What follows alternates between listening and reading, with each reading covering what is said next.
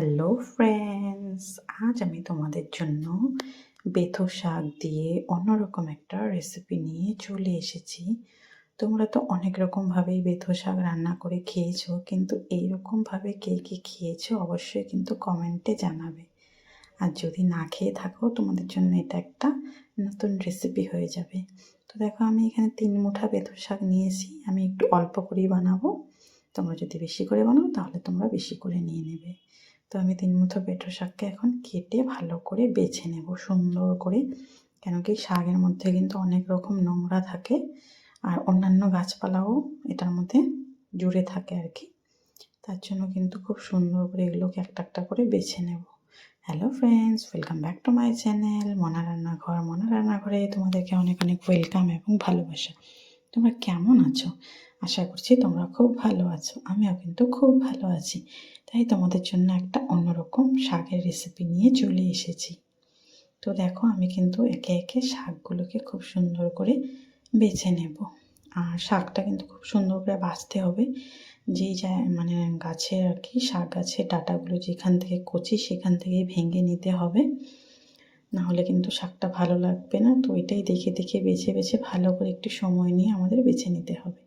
দেখো, আমার কিন্তু বাছা হয়েই যাচ্ছে। আর আমি বাছা হয়ে গেলে কিন্তু শাকগুলোকে খুব ভালো করে এই ঝুড়িটার মধ্যেই কিন্তু ধুয়ে নেব। দেখো, আমার শাকগুলো বাছা হয়ে গেছে, তোমাদেরকে একবার দেখিয়ে দিলাম। আর খুব সুন্দর করে কিন্তু এই ঝুড়ির মধ্যে ধুতে হবে, যেন এটার মধ্যে যা যা বালু আছে সবগুলো কিন্তু জলের সাথে বেরিয়ে যাবে। খুব ভালো করে ধুয়ে নিতে হবে কিন্তু। তো চলো তাহলে দেরি না করে শাকটা ভালো করে ধুয়ে নিয়ে আসি। দেখো বন্ধুরা, আমি কিন্তু শাকটা ধুয়ে নিয়ে চলে আসলাম। এই দেখো, তোমাদের সাথে ধোয়াটা শেয়ার করে নিই। তো এখন আমি একটা চপিং বোর্ডের মধ্যে শাকটা রেখে দিচ্ছি। আর শাকটাকে কিন্তু খুব ঝুড়ি ঝুড়ি করে আমাদের কেটে নিতে হবে। তো এখন কিন্তু আমি শাকটাকে খুব ঝুড়ি ঝুড়ি করে কেটে নেব। শাকটা কিন্তু আমাদের খুব ঝুড়ি ঝুড়ি করে কাটতে হবে, না হলে কিন্তু শাকটা ভালো হবে না। তো দেখো, আমি একটু সময় নিয়ে খুব ভালো করে ঝুড়ি ঝুড়ি করে কিন্তু কেটে নিচ্ছি। তো বন্ধুরা, তোমাদের যদি আমার এই শাকের রেসিপিটা ভালো লাগে অবশ্যই কিন্তু একটা লাইক করতে ভুলো না। আর যদি তোমরা আমার চ্যানেলে নতুন বন্ধু হয়ে থাকো তাহলে প্লিজ চ্যানেলটা সাবস্ক্রাইব করার অনুরোধ রইল। পারলে তোমাদের বন্ধুদের সাথে একটু শেয়ার করে দিও। আর রেসিপিটা কেমন হয়েছে জানাতে কিন্তু একদমই ভুলো না কমেন্টের মাধ্যমে। আর তোমরা কোন জায়গা থেকে ভিডিওটা দেখছো সেটাও কিন্তু জানাতে একদমই ভুলো না। ফেসবুক পেজ থেকে দেখে থাকলে প্লিজ পেজটা ফলো করার অনুরোধ রইল।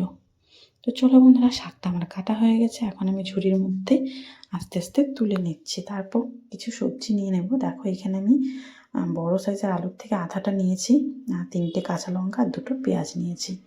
প্রথমে কিন্তু আমি আলুটাকে ডুমো ডুমো করে কেটে নেব। তো আমি এখানে আজকে এই শাকের মধ্যে আলুটা অ্যাড করব, তার জন্য এটা একটা অন্যরকম রেসিপি হবে।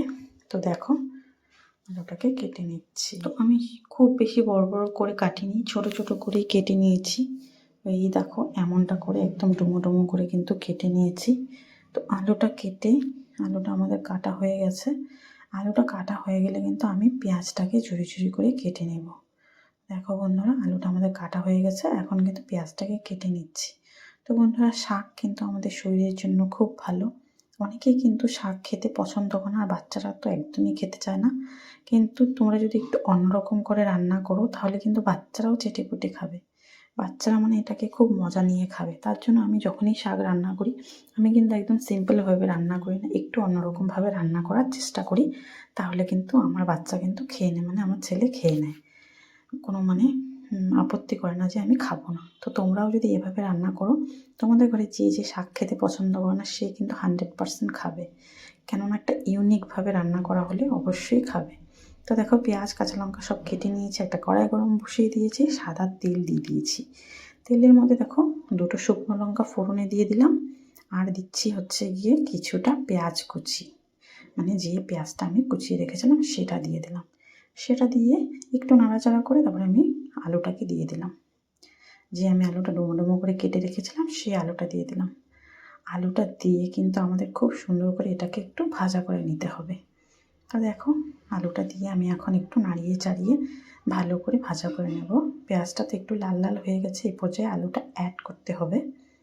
তারপর দেখো খুব সুন্দর নাড়িয়ে চাড়িয়ে একটু ভাজা ভাজা করে নেব। তো আমি একটু ঢাকা দিয়ে দিলাম, তাহলে আলুটা একটু নরম হয়ে যাবে, তাড়াতাড়ি হয়ে যাবে। তারপর দেখো ঢাকাটা খুলে আবার নেড়ে চেড়ে নিলাম। তারপর হচ্ছে গিয়ে এখন আবার ঢাকা দিয়ে দিলাম।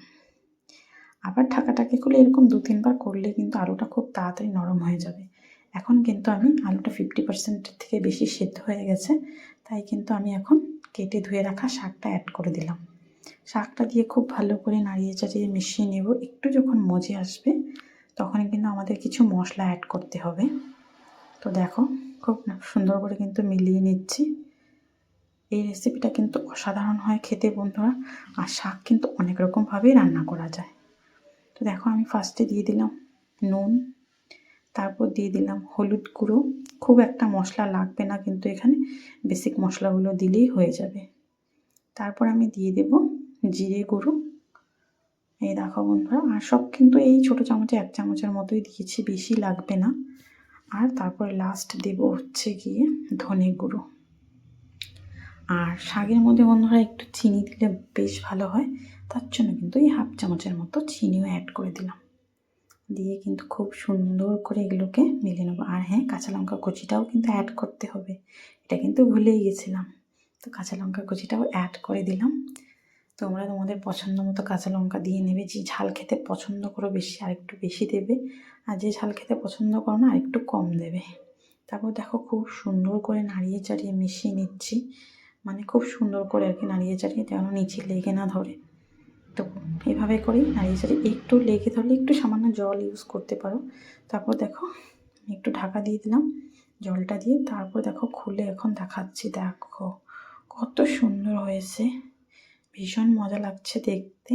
আমার তো ভীষণ ভালো লাগছে, তোমাদের কেমন লাগছে অবশ্যই কিন্তু জানিও। তো দেখো এখন একটু নাড়াচাড়া করে নিলে, শুকিয়ে আসলেই কিন্তু আমাদের রান্নাটা কিন্তু একদম কমপ্লিট। দেখো হয়ে গেছে। এখন আমি গ্যাসটা অফ করে দিয়ে একটা বাটির মধ্যে সার্ভ করে নিলাম। দেখো তো বন্ধুরা, কেমন হয়েছে রেসিপিটা জানাতে কিন্তু একদমই ভুলো না। ভালো লাগলে অবশ্যই একবার ট্রাই করো, ট্রাই করে কমেন্টে জানিও। তো আজ এই রেসিপিটা এই পর্যন্তই, আবার অন্য কোনো দিন দেখা হবে অন্য কোনো রেসিপি নিয়ে। আর হ্যাঁ বন্ধুরা, তোমাদের ঘরে কারা কারা শাক পছন্দ, মানে শাক খেতে পছন্দ করে না, তাদেরকে কিন্তু এভাবে একবার বানিয়ে অবশ্যই খাওয়াতে পারো। তো চলো বন্ধুরা, আজকের জন্য টাটা, বাই।